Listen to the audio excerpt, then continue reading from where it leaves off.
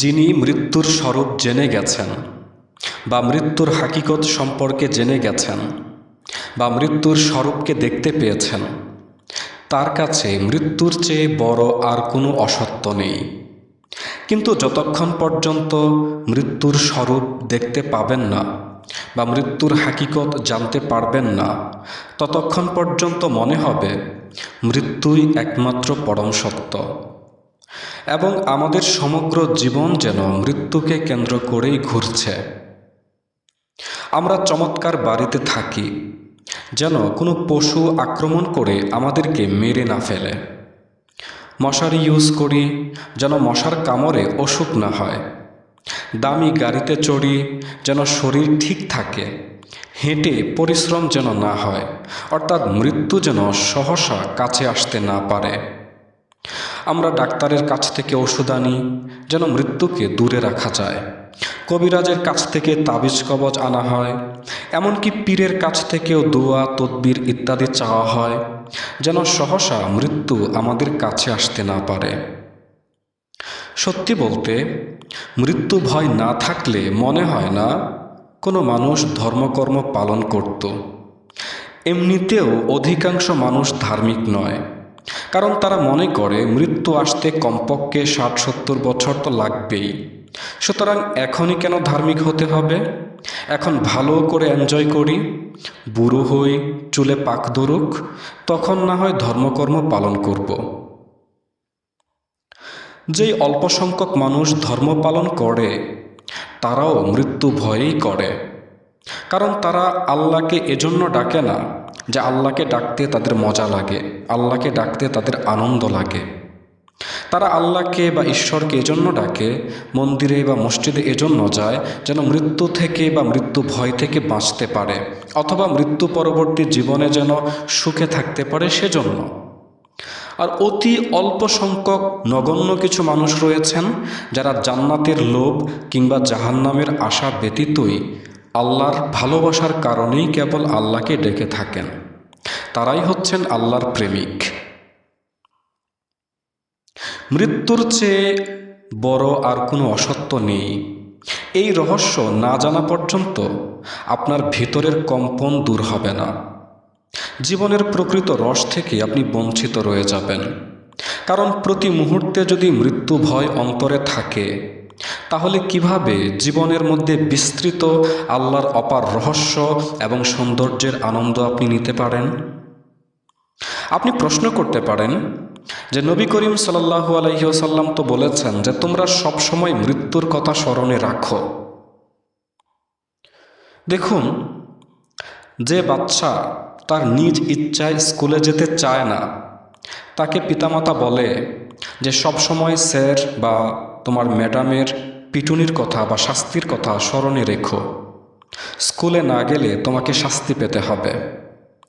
আর যেই বাচ্চা নিজ ইচ্ছায় নিয়মিত স্কুলে যায়, তাকে কিন্তু কেউ শাসনের ভয় দেখায় না, বরং তাকে বলা হয় তুমি তোমার ছাত্র জীবন এবং পড়াশোনার মধ্যে যে আনন্দ রয়েছে সেই আনন্দকে উপভোগ করো। অধিকাংশ মানুষ হলো অবাধ্য ছাত্রের মতো, তাই তাদের জন্য সাবধান বাণী, সবসময় মৃত্যুকে স্মরণে রাখো, যেন মৃত্যু ভয়ে হলেও তুমি সঠিক পথে চলো। আর যে ব্যক্তি নিজ থেকেই সঠিক পথে চলে, তাদের জন্য মৃত্যু ভয়ের দরকার হয় না, বরং তারা প্রভুর অপার রহস্যে অপার প্রেমে ডুবে থাকেন। যেহেতু অধিকাংশ মানুষ মৃত্যুর স্বরূপ জানে না, তাই তারা মৃত্যুকে ভয় পায়।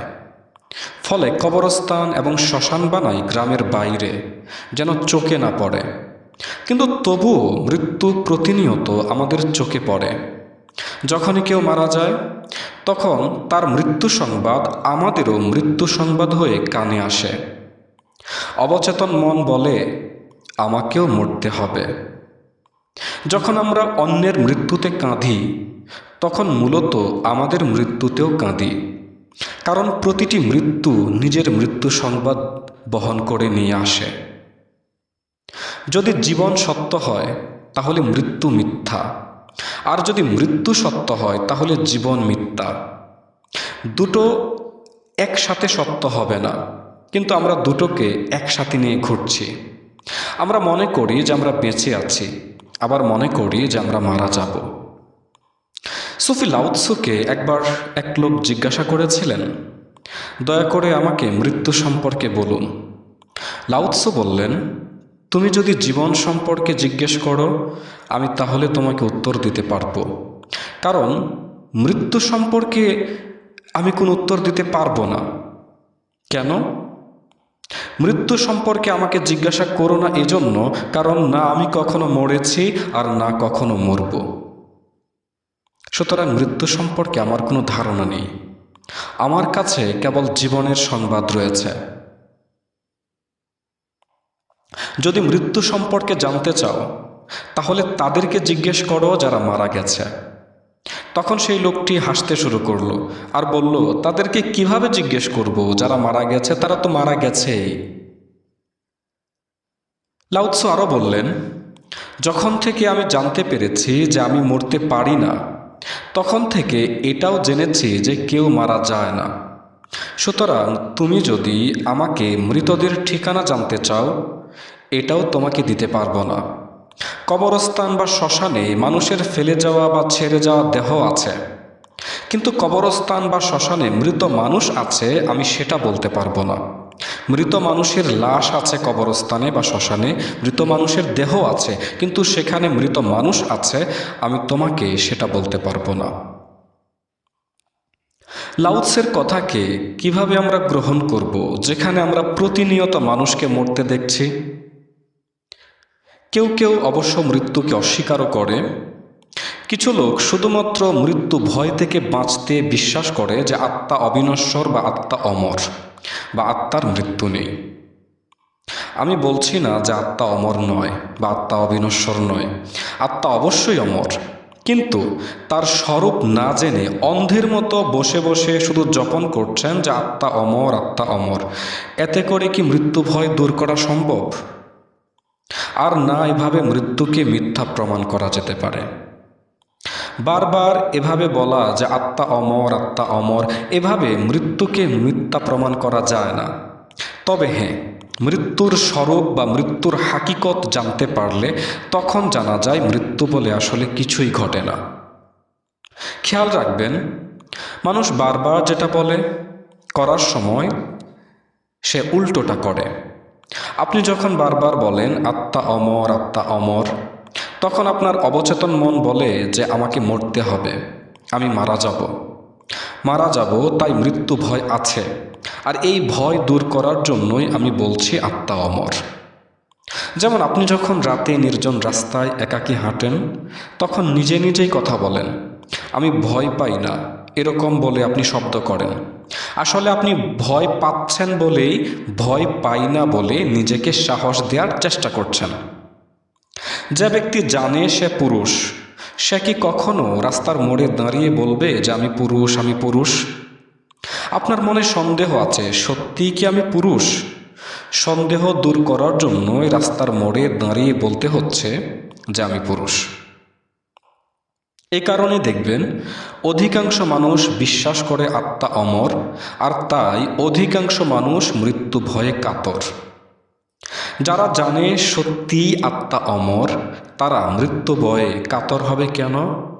তারা সাহসী হবে না কেন? তারা কেন প্রথম হবে না চন্দ্র অভিযানে, এভারেস্ট চূড়ায় আরোহণে কিংবা সাগরের তলদেশে গমনে? আমরা মৃত্যুর স্বরূপ জানতে পারি না, কারণ মৃত্যুর দিকে পিঠ করে আমরা পালাই। কেউ মারা গেলে মা তার সন্তানকে বলে বাইরে যেও না, কেউ মরে গেছে। কবরস্থান বা শ্মশান বানানো হয় বসতি এলাকা থেকে দূরে, যাতে সহজে চোখে না পড়ে। মৃত্যু নিয়ে কেউ কথা বললে তখন তাকে থামিয়ে দেয়া হয় আর বলা হয়, আরে এসব কথা রাখুন তো এখন। আমার গুরুজি একবার একজন সুফির কাছে কিছুদিন মেহমান ছিলেন। সেই সুফি সবসময় আত্মার অমরত্বের কথা বলতেন। গুরুজি একদিন বললেন, আপনার তো বয়স হয়ে গেছে, মৃত্যু নিকটে, কিছু ভেবেছেন কি? সেই সুফি বলল, দয়া করে এসব অলক্ষণে কথা বলবেন না তো। আত্মা অবশ্যই অমর, কিন্তু তবুও মৃত্যু নিয়ে কিছু শুনতে ভালো লাগে না। এক গ্রামে একজন লোক ছিল যে তার ছায়াকে ভয় পেত এবং ছায়া থেকে বাঁচতে সে প্রতিদিন দৌড়াতো। সে সারাদিন দৌড়াতো আর ছায়া তার পেছন পেছন ছুটত। রাত হলে সে থামতো। আসল সত্য হলো, মানুষ যখন একা থাকে তখন বেশি ভয় পায়। মানুষ নিজেই নিজেকে ভয় পায়। এজন্যই সাথে কেউ থাকলে ভয় কম লাগে। যা হোক, সেই লোকটি একদিন রাতে খেয়াল করল তার পেছনে যেন একটা লম্বা ছায়া দাঁড়িয়ে আছে।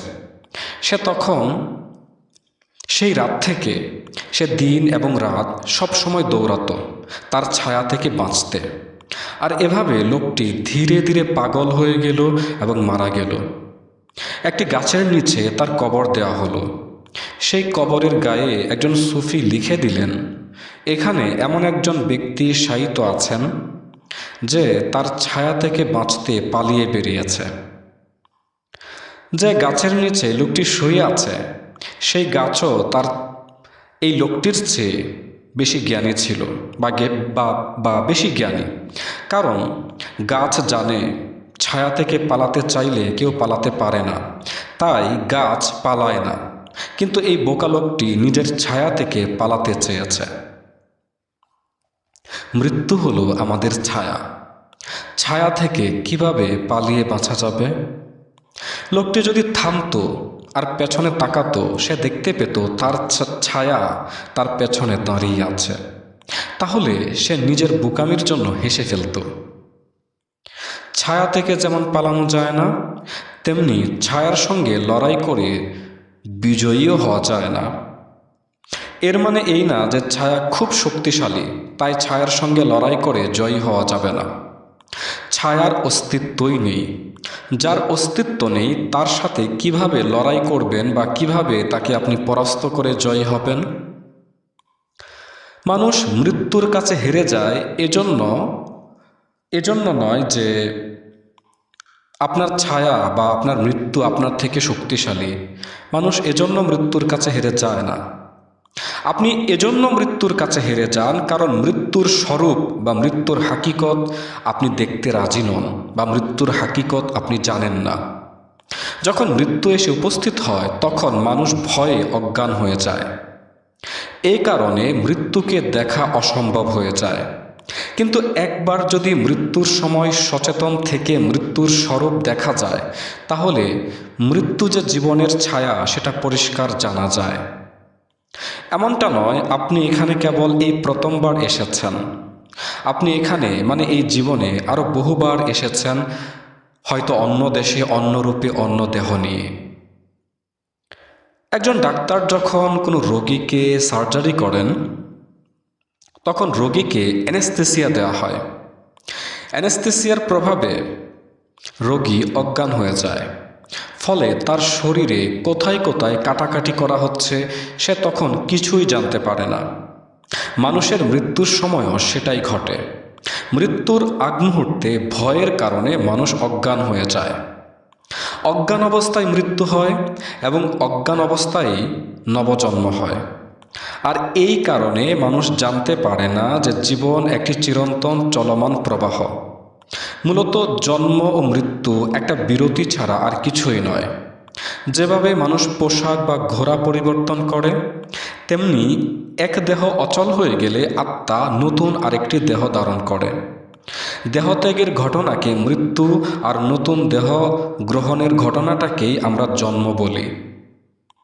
প্রাচীনকালে মানুষ ঘোড়ায় চড়ে যাতায়াত করত।